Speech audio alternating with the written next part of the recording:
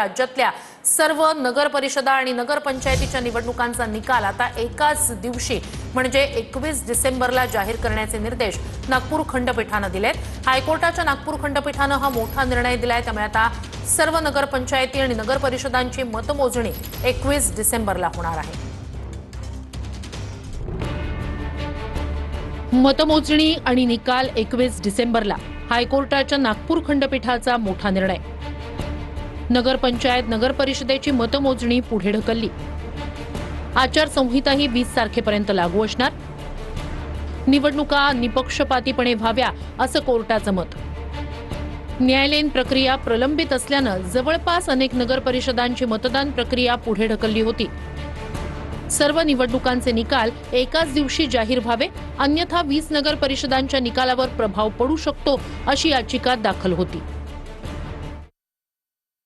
कोर्टाने आज कोर्टामध्ये सुनावणी झाल्यानंतर असं सांगितलेलं आहे की सगळ्या नगर परिषदांचं आजचं जे पोलिंग आहे ते आजचं पोलिंग होईल आणि 20 तारखेचं जे पोलिंग आहे ते 20 तारखेला पोलिंग होईल, परंतु सगळ्या नगर परिषदांचं काउंटिंग आणि त्यांचा निकाल हा 20 तारखेनंतर होईल। निवडणुका कंटिन्यू राहणार आहेत, परंतु निकाल सगळे 21 पर्यंत येतील। आचारसंहिता देखील कंटिन्यू राहील असं कोर्टाच्या आदेशामध्ये म्हटलेलं आहे।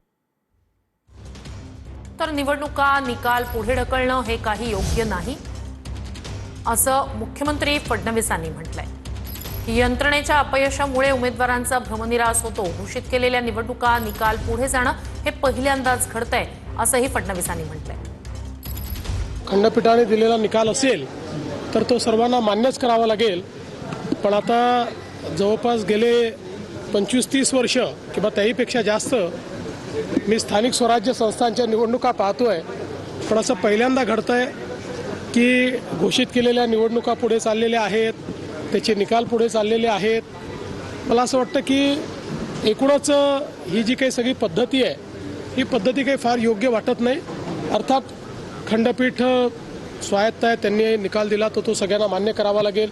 इलेक्शन कमिशनही स्वायत्त आहे, पण यातनं जे उमेदवार आहेत, जे मेहनत करतात, इतके दिवस प्रचार करतात, त्या सगळ्यांना एक प्रकारे त्याचा भ्रमनिरास होतो आणि सिस्टीमच्या फेलियरमुळे त्यांची काही चूक नसताना त्या ठिकाणी अशा पद्धतीनं या सगळ्या गोष्टी होणं काही योग्य नाही आहे।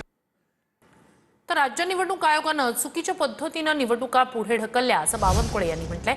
राज्य निवडणूक आयोगानं प्रचंड मोठा घोळ केलाय असं चंद्रशेखर बावनकुळे यांनी म्हटलंय। घोळ संपवा, भविष्यात आणखी मोठ्या निवडणुका आहेत असंही बावनकुळे यांनी म्हटलंय। तर कोर्टानं सर्व नगर परिषदा आणि नगरपंचायतीचा निकाल एकत्रितपणे 21 डिसेंबरला देण्याबाबतचे निर्देश दिले आणि त्यानंतर ही प्रतिक्रिया बावनकुळे यांची समोर आलेली आहे। निवडणूक आयोगानं चुकीच्या पद्धतीनं निवडणुका पुढे ढकलल्या, कोर्टाचा निर्णय बंधनकारक असेल असं बावनकुळे यांनी म्हटलंय। मी सुद्धा राज्य निवडणूक आयोगाला 7-8 नियमाचे इंटरप्रिटेशन चुकीचं करतायत, तुम्ही त्या ठिकाणी चुकीच्या पद्धतीने करतात आहे। हायकोर्टचे ज्या ठिकाणी किंवा सुप्रीम कोर्टमध्ये जिथे पिटिशन पेंडिंग आहे किंवा ज्या सीटची पेंडिंग आहे तेवढंच तुम्ही करा, पण त्यांनी सरसकटच 23 तारखेच्या आधी ज्याचे निकाल लागले त्यांनी ग्राह्य धरलं, बाकी नंतर 25 तारखेनंतर लोकांचे काही निकाल आले त्यांनी वगळून टाकलं। शेवटी हा जो घोळ आहे हा प्रचंड मोठा घोळ राज्य निवडणूक आयोगाने केलेला आहे आणि आम्ही नियमाने बोलल्यावरही राज्य निवडणूक आयोगाने ऐकलं नाही, हे मला वाटतं हे चुकीच्या पद्धतीने झालं आहे। आज निवडणूक होणार आणि आता पुन्हा अजून 20 दिवस लोकांना वाट बघावी लागेल निकालाची। खरं उद्याच निकाल लागेल असं सगळ्यांना अपेक्षित होतं, पण चला आता न्यायालयाने या ठिकाणी या संदर्भामध्ये निकाल दिलेला आहे। असा गोंधळ राज्यामध्ये कधी झालेला नसेल मला वाटतं, तो यावेळेला चाललेला आहे। महाविकास आघाडीच्या नेत्यांना विरोधकांना संधी मिळालेली आहे, ती संधी अशी मिळालेली आहे की आता या 18 दिवसामध्ये यांनी पेट्या बदलवल्या। पेट्यात जो खाट टाकून तुम्ही झोपा, 1 मिनिट पेट्यापासून बाजूला जाऊ नका, त्याचं पुन्हा आमच्या नावाने शंकनात करू नका की यांनी पेट्या बदलवल्या, यांनी असं बोगस काम केलं। तर निवडणूक आयोगाला यातून काय साध्य करायचं आहे असा सवाल उदय सामंत यांनी केलाय। असा निवडणुकीचा प्रसंग पहिल्यांदाच आलाय असंही त्यांनी म्हटलंय। निवडणुका 75% होत आहेत, त्याचा निकाल देखील 21 तारखेला करावा असं कोर्टानं जाहीर केलं। शेवटी कोर्टाचा आदर आहे, निवडणूक आयोगाचा देखील आदर आहे, पण नक्की निवडणूक आयोगाला याच्यातनं काय साध्य करायचं हे निवडणूक आयोगाला माहिती। कशासाठी हे चाललेलं आहे, कारण इतक्या वर्षात ज्या निवडणुका, मी स्वतः 5 निवडणुका लढलोय विधानसभेच्या, आणि या 25 वर्षामध्ये अनेक छोट्या मोठ्या निवडणुका कार्यकर्त्यांच्या आम्ही लढलोय, पण असा निवडणुकीचा प्रसंग हा पहिल्यांदा झालेला आहे. ह्याच्यावर काय करायचं, कायदेशीर बाबी कशा तपासायच्या हे स्वतः माननीय एकनाथ शिंदेसाहेब ठरवत आहेत.